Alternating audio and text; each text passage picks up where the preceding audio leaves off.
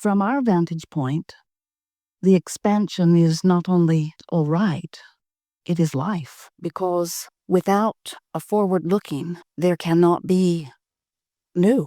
And if there is not new, there cannot be continuation. If there is not continuation, there cannot be eternal life. And if there is not variety or contrast from which to choose, there cannot be the forward-looking. We want to give you a new perspective of what forward-looking really is. Because when we ask you if you are appreciating the contrast that surrounds you, do you like the expansion of your desire, and therefore do you appreciate the contrast that makes it possible? We don't really feel genuine enthusiasm from most of you. We feel sometimes an acceptance of inevitability. We feel sometimes a longing for the contrast to be more controllable. But we don't feel from most people a genuine appreciation for the contrast which really provides all forward motion. And most people don't get that because most people don't realize that they are creators and they create through focus or thought. And if you're not thinking about creating through focus or thought, then looking forward isn't as important to you as it is when you understand that you are a creator. So, as a natural consequence of life and the way it has all been established even before you came forth into this physical body, you are surrounded by contrast which automatically, just as you knew it would, causes you to know often what you do not prefer. And the thing that we want you to understand right here as we are beginning today is that when anything causes you to know what you do not prefer, there is in that same moment a preference of what you do prefer that shoots out of you like a rocket and looks forward, really looks forward. In other words, when you know what you don't want, you know what you do want. And the reason that we know that that rocket shoots out and looks forward is because it's the new becoming. It was born out of the what is. It was born out of the bouncing off place of the time-space reality that you are focused within. But it is a new preference. It is a new idea, and it is the most forward-looking that exists in all of the universe. Now, the source within you, and that's where we come in, the non-physical part of you, when a rocket emanates from you forward, we ride that rocket forward. In other words, we never stop looking in the forward direction of that new thought. And as a result of that, the larger part of you has become forward-looking. In other words, when you know that you don't have enough of something that you want, you ask for more. And that's that forward-looking thought. That's that newly expanded thought.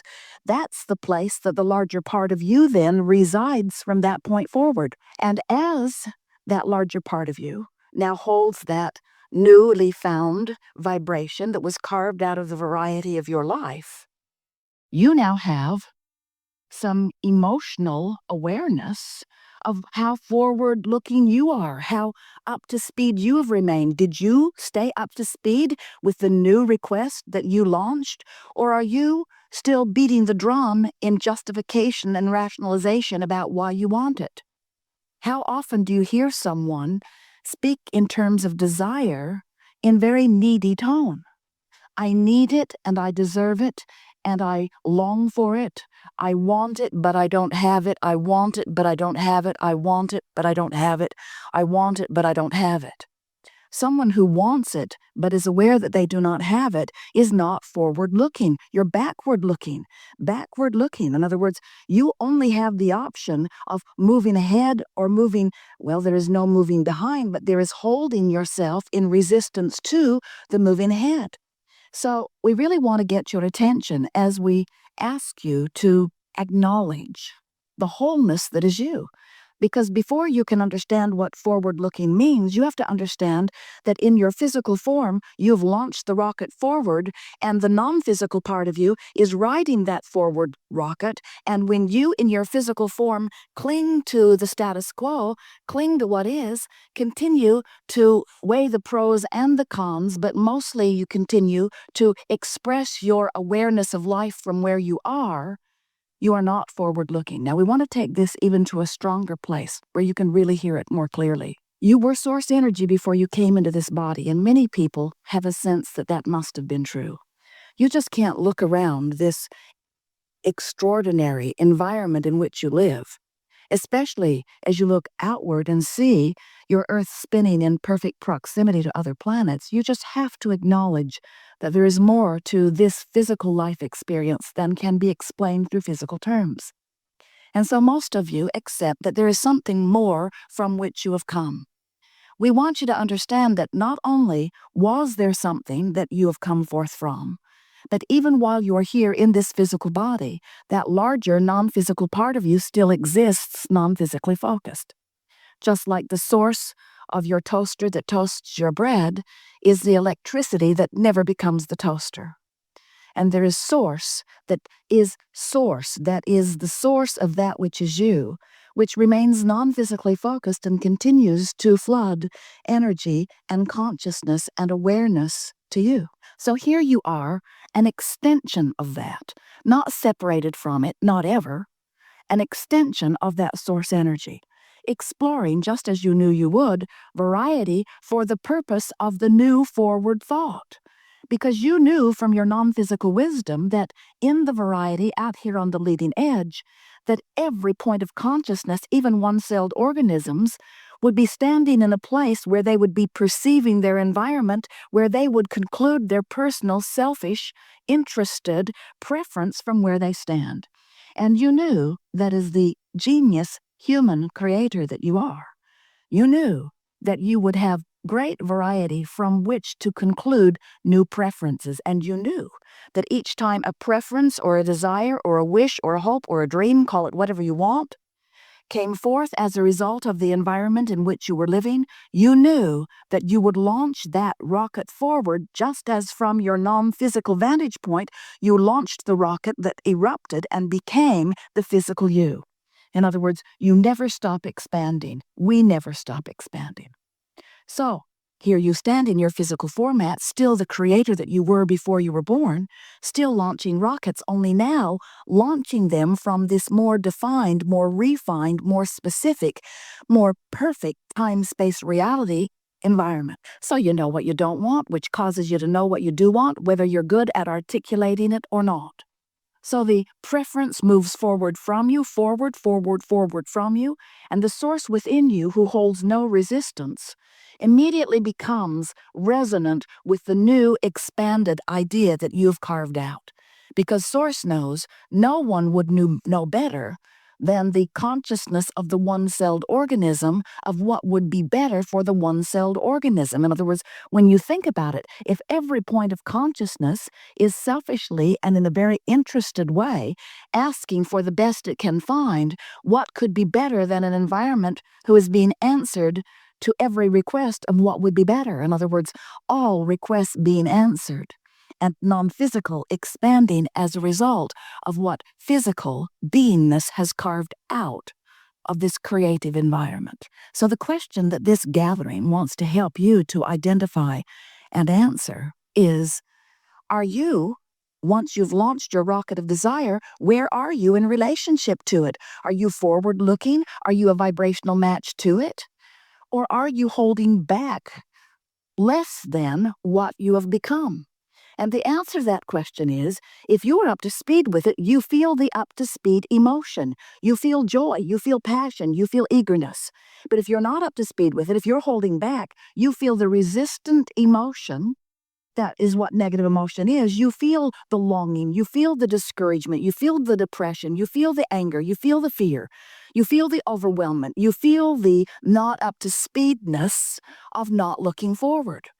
We so want you to begin to feel the continuity and the unfolding of that which you are, because here is the most important thing that we plan to convey to you today in a way that we believe you can hear it if you're listening carefully and feeling from the resonance of who you really are. We want you to understand that this forward-looking vibration is a vortex of creation that you have concluded. In other words, you have put it there from all that you have lived. So this forward looking, this vortex of creation, this is the current vibration. This is the forward that you have come to. And we want you to hear us when we say, and try to wrap your thoughts around it, this vortex of creation, this vibrational reality, if you will, this is present tense. In other words, when in your physical body you feel or are sick, and you launch a rocket of desire requesting wellness, that forward-looking thought, which is joined by the larger part of you, and all that is held for you as the newfound place that you have created as a result of all that you are. Did you hear that? And it is the now reality. But in your human form, you are so good at translating the vibration of where you stand in your knock-on-wood physical world, where you see with your eyes and hear with your ears, where you translate the vibration of your reality through your physical senses, and you want to proclaim, no, Abraham, this is reality. What's in my bank account right now, that's reality. What's going in my body, on in my body right now, that's reality.